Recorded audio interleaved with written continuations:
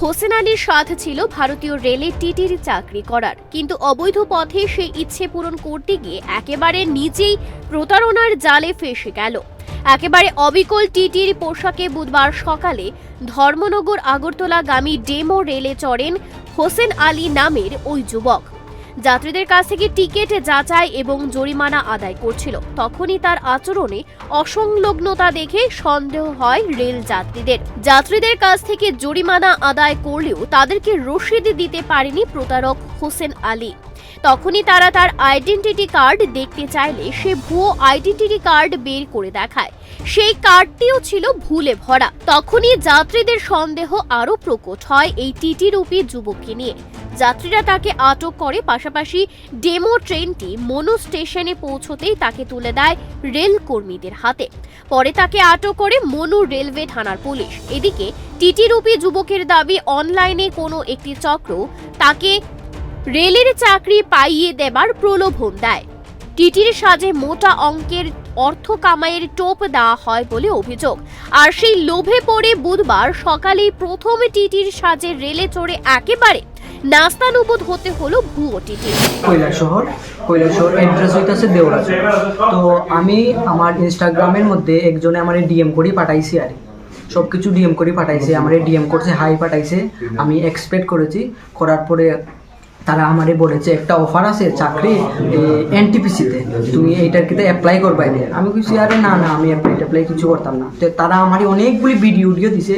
Video দেখার পর আমি উত্তেজনা হয়েছি, বা আমি দেখতেছি এইটা করলে অনেক টাকাও কামিলবো, বা এটা একটা গভর্নমেন্ট জব কেন্দ্রীয় সরকারের। হোসেন আলীর বক্তব্য অনুযায়ী একটি সোশ্যাল মিডিয়ার মাধ্যমে যোগাযোগ করলে তারা তাকে টিটির চাকরি প্রদান করে। শুধু তাই নয়, তাকে টিটির ড্রেস, নেম প্লেট, ডায়েরি, কলম সবকিছুই তাকে কিনে দেয় সেই চক্রটি, কিন্তু সে কারোর নামও জানে না। অভিযুক্ত যুবকের দাবি, কে বা কারা তাকে রেল যাত্রীদের টিকিট যাচাই এবং জরিমানার কাজ দিয়েছে। তবে অভিযুক্তকে নিজেদের হেফাজতে নিয়ে ঘটনার তদন্তে নেমেছে রেলওয়ে থানার পুলিশ। এই ঘটনায় রেলওয়ে যাত্রীদের মধ্যে ব্যাপক চাঞ্চল্য ছড়িয়ে পড়ে। পাশাপাশি রেল পুলিশও পড়েছে দ্বিধাদ্বন্দ্বে। তারাও পরিষ্কারভাবে কোনো কথা বলছেন না। টিটির সাজে প্রতারকের এই ঘটনা নিয়ে তৈরি হয়েছে ঘোর রহস্য। যদিও যাত্রীরা পুলিশের সামনেই তাদের কাছ থেকে জরিমানা বাবদ নেওয়া টাকা ফিরিয়ে দেওয়ার দাবি করছে। ধলাই জেলার মনু স্টেশনে এই ঘটনাকে ঘিরে সাময়িক উত্তেজনা ছড়ায় স্টেশন চত্বরে। কালকে এটা তারা সবকিছু ড্রেস কিনেও নিয়ে দিছে। সেটা কি তোমার বাড়িতে নিয়ে গেছে না তুমি নিজে বানাইছো? না তারা সবকিছু আমারই দিছে। সেই ড্রেসগুলো কোথায় পাইছো তুমি? কই পাইছো? তারা আনিয়া দিছে স্যার। তাদের নাম জানো নি? না। তো তোমারে কে ধরছে আজকে? কে ধরছে? এই তো স্যার আমি টিটিগিরি করতেছি, তারা কইতাছে তুমি এরকম। ডায়েরি পর্যন্ত দিছে, ডায়েরি, কলম, পিস বোর্ডই দেখেন স্যার। পিস বোর্ডও দিছে, কলমও দিছে একটা, ওই দেখেন স্যার, কলম দিছে, জুতা দিছে, এই বেলটা আমার, সবকিছু তারা দিছে। কইছে তোমার হয়ে গেছে, তুমি সিলেকশন হইছো। তারপরে তো আমি জিও করছি। তারপরে আরেকটা আইডেন্টি কার্ডও দিছে। কইছে কেউ যদি এরকম তোমার কই তুমি টিটি নি, তো তুমি আইডেন্টি কার্ডটা দেখাইলে জাস্ট তো তুমি জিও করবা। আজকে ট্রেন থেকে কত টাকা কালেকশন করছো? এই তো স্যার তারা কইতাছে একজনের কাছ থেকে 150 নেবেন, আর বেশি লং জার্নি হইলে 200-250 নেবেন। আজকে কেমন টাকা কালেকশন হয়েছে তোমার? টাকা কেমন কালেকশন হয়েছে? এই তো স্যার 300-এর মতো।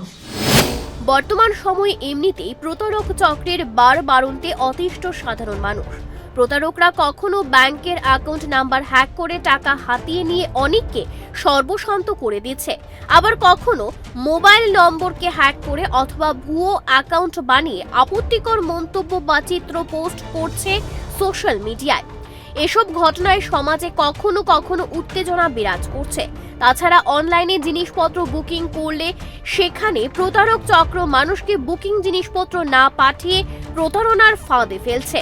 এবার নতুন সংযোজন ঘটল ট্রেনে টিটি রূপী প্রতারকের আবির্ভাব।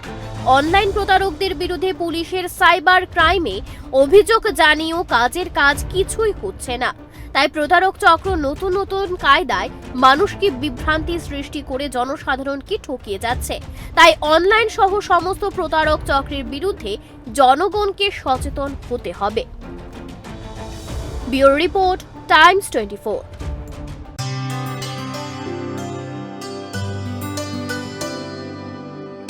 पानी सारे गा सारे पा मा गा